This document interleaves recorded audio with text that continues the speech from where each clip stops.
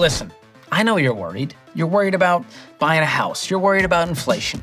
You're worried about season 3 of Ted Lasso. Will it redeem itself? Is there going to be another weird beard episode? We just don't know yet. I'm sick of it. And unless you've been living under a rock, because let's be honest, it might be the only place you feel like you can afford in today's market, you know that buying a home has felt crazy the last few years. And here's a little insight into why. Supply is way down, demand is way up. It's that simple. There are way more eligible home buyers today wanting to buy homes than there were in 2008, for example. And this has caused home prices to skyrocket over the last few years. In fact, it feels like the only thing not skyrocketing is the price of the Costco hot dog. And if you're wondering how they've kept that price at $1.50 for decades, here's a headline for you. Costco co-founder told CEO, "I will kill you," following the suggestion of a hot dog combo price hike. Don't even suggest it. He's not gonna have it. We all know houses aren't hot dogs. I don't think I'm the first one to tell you that. Maybe I am. It's a weird thing to say out loud. But we can't control the price of houses like we can hot dogs. But the one thing we can control is hitting that like button. Go on.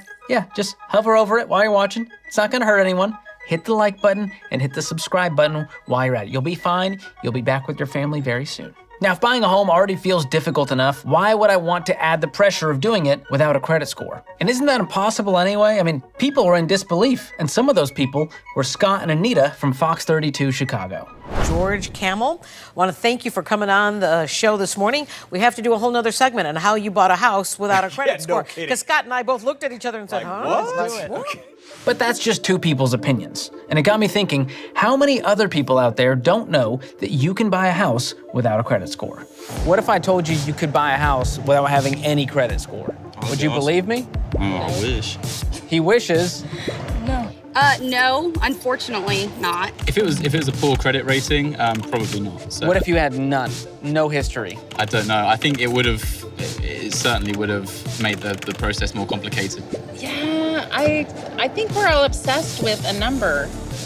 Thank you. Have you heard about the manual underwriting process or a no-score loan? I have not. If you didn't have any credit cards, You had no credit history. it would be pretty tough to prove to a lender that you are a reliable borrower, right?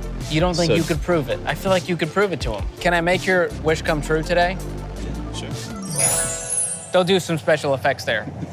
So you can buy a house without a credit score. Really? It's a real thing, and I've done it myself. Here's the deal. I just didn't want to have a relationship with debt anymore, which, by the way, is what your credit score is all about. It's made up of debt history, your debt amount, how long you've been in debt, any new debt you've acquired, and your debt mix. It's all about debt. It has nothing to do with how much money you have, or even if you're good with money. You could have $1 million or even $1 billion, but it won't change your credit score one bit, because your FICO score only tracks your relationship to debt, how much of a good boy you've been when it comes to borrowing money. So several years ago, I decided I'm done with this. I don't care about the credit score anymore because I'm done with debt. Now, I'm not saying I wanted a low score. I'm saying I wanted no score. There's a huge difference. I wanted to live in a world where I was in control of my money, where I saved up for things and paid for them in cash, and I depended on me, not giant banks, to fund my life. I wanted my money freed up to work for me, to be able to save and invest for my future, and to be able to give generously. So when it came to buying a house, I didn't have a credit score to get approved for a mortgage, which actually turns out isn't a big deal at all. I just went through a process called manual underwriting to get a no-score loan. So what is manual underwriting? Well, automated underwriting is when the robots and the computers decide if we're going to get approved for a mortgage based on all of our credit history. Manual underwriting means a real person looks at your real financial situation and reviews it to approve you for a mortgage. Just think of it as a hands-on investigation into your ability to repay debt, where that real person looks at things like your W-2, your tax returns, your rent history, plus one or more regular monthly expenses, which counts as an alternative trade line. Things like utility payment, insurance payments, payments on a gym membership. And as you can tell, I do that. I fill out these shirts like nobody else. That's right. No better person. Now, this does take a little bit longer, but some things are worth waiting for, like a citrus old-fashioned donut with a lemon lime orange grapefruit glaze at Blackbird Donuts in Boston. Now, aside from all of the proof of payments and documents, I needed a solid down payment. 10% is the minimum if you want a good interest rate on these loans. 20% is ideal to get the best interest rate and to avoid private mortgage insurance. So we put down more than 20% so that we could pay this thing off early. And here's the deal. The bigger the down payment, the less risky the loan is to the lender. Oh, makes sense. So even if you don't have more than 20%, you can still be approved for a no-score loan. Now, on top of having that down payment, you want to go with a 15-year fixed-rate conventional loan. Now, this is very controversial in today's world. Most people would tell you to do the 30 because the payment's lower. But here's the deal. We're trying to get out of debt, not stay in it. And also, the 15-year loan is going to give you the best interest rate and save you tens of thousands, if not six figures in interest payments. Keep the change, you filthy animal. And here's another rule of thumb you want to use when buying a house. You don't want that mortgage payment to be more than a quarter of your take-home pay. That includes your principal, the interest, your taxes, and your homeowner's insurance.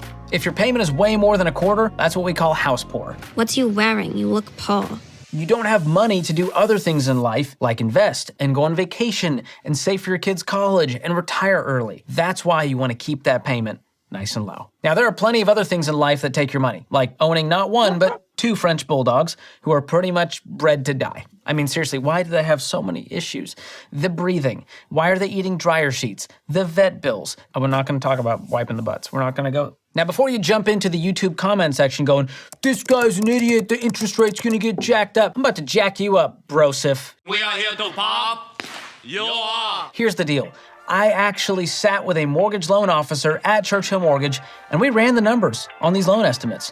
If you do what I said, a 15-year fixed-rate loan with at least 10% down, you would get the same great interest rate as someone with excellent credit. Meaning if you follow my advice here, you won't have to worry about getting a good interest rate. Now, I will say, getting a mortgage gave me another credit score. Again, but who cares? It was never just about having a 0 credit score. It's about what the 0 score represented. My line in the sand where I said, I'm done playing the games of a toxic money culture. I'm done playing this. You can buck the trends and live life on your terms. You can ditch debt. You can live life without a credit score. You can buy a house no matter how bonkers the market looks. You can pay off that home early and become a millionaire someday. But it all starts with believing in your own ability to do it. Now, if you want to learn more about this topic, I'm going to drop a couple of links below, and one of them has a little more detail on how to buy a home with 0 credit score. But before you do that, don't click. First, hit the like button and hit subscribe so you can get more content like this. Thanks for watching, guys. We'll see you on the next one.